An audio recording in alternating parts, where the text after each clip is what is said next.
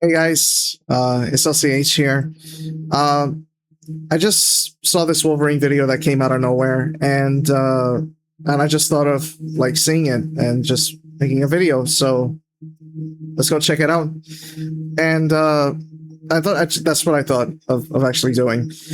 And also, I haven't been posting because I've been working on the videos and seeing what I'm gonna do and my plans and everything. So I'm just not sure. I'm still not sure what I'm gonna do, but I am gonna continue the games that I have and see how that goes. And also anything else that comes out, like this video here. But yeah, let's go check it out. Oh yeah, the playback. I have to check the playback. Posted it. I posted it on playback too. And then it just went really fast forward. So if Insomniac has proved anything over the last 8 years, normal it's that now. They know how to make a hell of a superhero game. Spider-Man remains one of the PlayStation 4's defining action games, and a shining example of open world design, as are both of its follow-ups. Now they're looking to replicate. I love how their Wolverine, eyes are just albeit this time as a they go like that with Spider-Man. I heard that Spider-Man was really good. 2.5 hours at a recent preview event, and while my impressions are mostly glowingly positive, I did come away with a few questions and concerns. Make this quick. Kind of reminded me from that right from the start of my demo, from that comedy movie. There's a comedy movie then different kind of Wolverine story. They make fun of movies, and there's Wolverine that he does this. Wolverine, Sabretooth, and Mystique are all buds and part of a 3-person task force known as Team X, and they're all led by a not yet sinister-looking man named Nathaniel Essex, who also serves as their mentor and someone looking to help mutants everywhere. That puts them in direct mentor. They have a mentor. Boulevard Trask. And the very first mission of the game has Team X setting out to rescue their mentor from his clutches. By the way, I also got a new chair. You like it? It's didn't take long after picking up the controller for me to pop out my claws. Like more than $220 towards a poor sap and ventilate his body with 6 holes. But worth it, my hopefully. First reaction to the combat in Wolverine was very simply, oh my this god, is exactly what I want a Wolverine game to feel like. Combat is fast, vicious, and brutal, even if it is I can see that similar to what Insomniac has already done with Spider-Man. Diablo.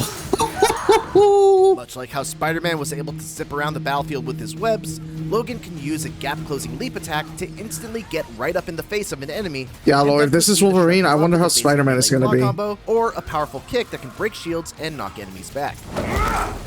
That kick ends up being one of the most defining aspects of Wolverine's combat, as you can use it to both knock enemies off cliffs or into walls, and once they're stunned against a wall, you can utilize a highly damaging barrage attack that will generally defeat an enemy right away. On the defensive side, Wolverine is a parry-driven game, so you'll always need to have your finger hovering over that L1 button. Is this gonna be like Batman? It could be like Batman. Enemies do not wait around for their turn. They are very you have a counter button. And while the fodder baddies can be dispatched fairly easily, most of the cybernetically enhanced ones have very sturdy defenses that strongly encourage you to parry their attacks in order to open them up. Wolverine also has access to a variety of special moves by holding down L2 and pressing the face button, which are generally reserved for stronger attacks that either do big single target damage, deal damage spread out over an area around Wolverine, grant him a limited time buff, etc.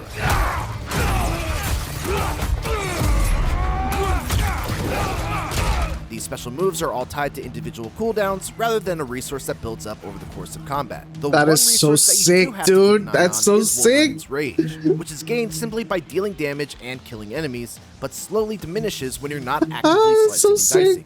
It's a mechanic meant to encourage all-out aggression, which feels very on-brand for Wolverine. There are 3 tiers of rage that you can unlock by filling up the meter. The first tier is by default and doesn't really come with any benefits.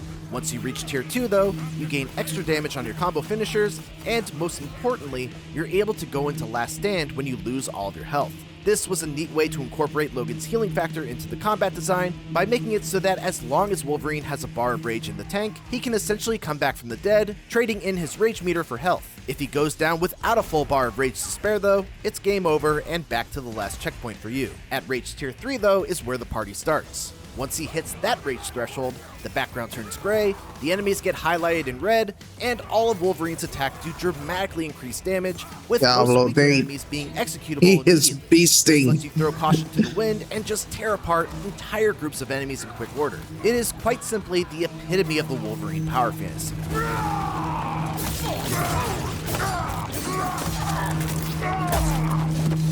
My overall impression of combat based on what I played is that it's all fundamentally sound, very satisfying, and does a great job of evoking the spirit of Wolverine. But at the same time, it felt like it was missing an element of creativity that I always look for in an action game. One of the joys of Spider-Man's combat, for example, was all the fun things that you can do that weren't I can't wait to play Spider-Man. the optimal way of clearing out a combat encounter, but allowed you to break away from the monotony of just punch, parry,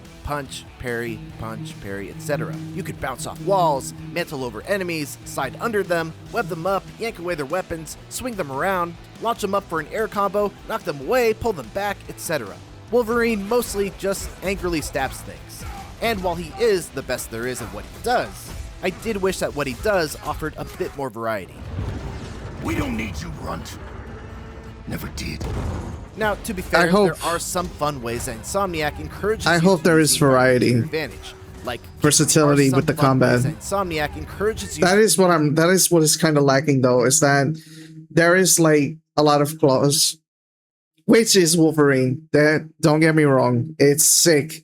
And that's exactly how it should be.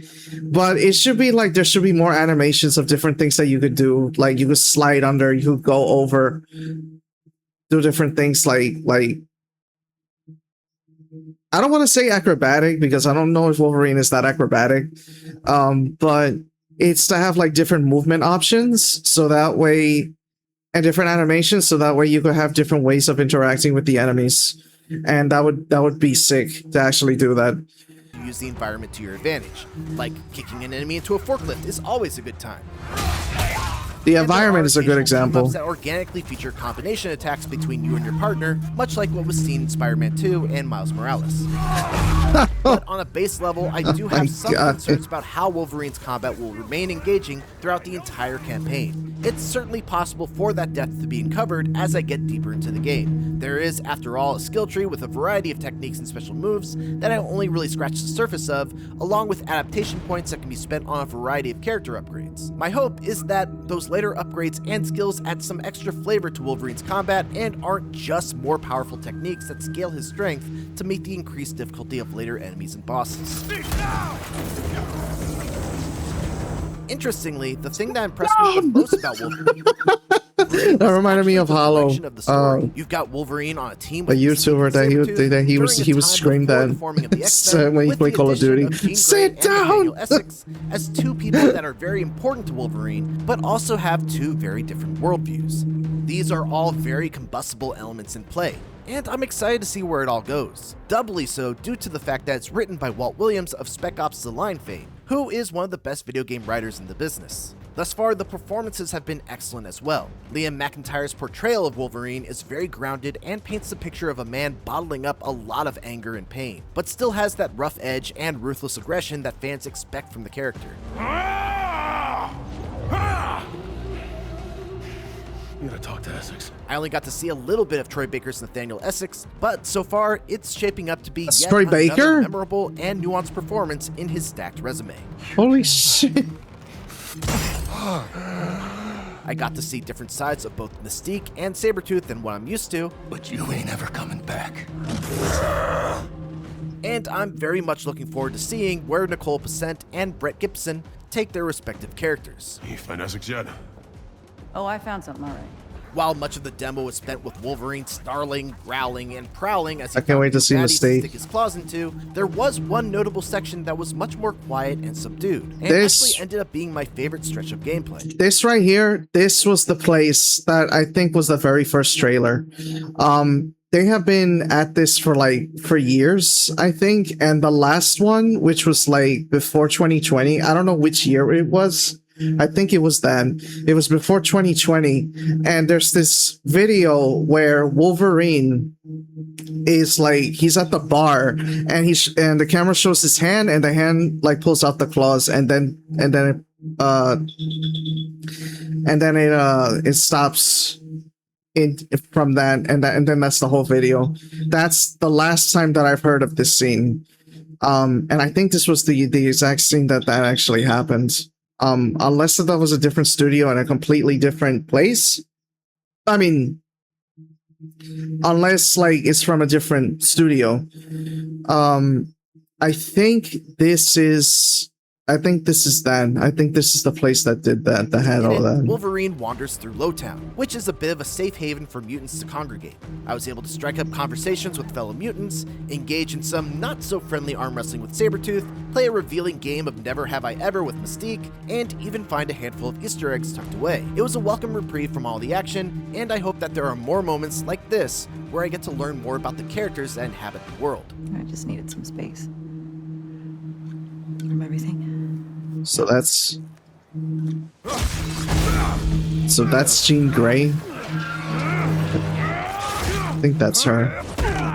Overall, I walked away from my time with Wolverine impressed, but not thoroughly blown away. It's clear that Insomniac is that's still her name, holding right? a Jean lot Grey? of cards close to its chest with regards to the story, and that's the element that has proved to be the most interesting to me so far. Combat absolutely nails the spirit of Wolverine and is very fundamentally sound, but leaves me with some questions as to how it will hold up over the course of the entire campaign. We'll see how it all pans out when Wolverine releases on PlayStation 5 on September 15th.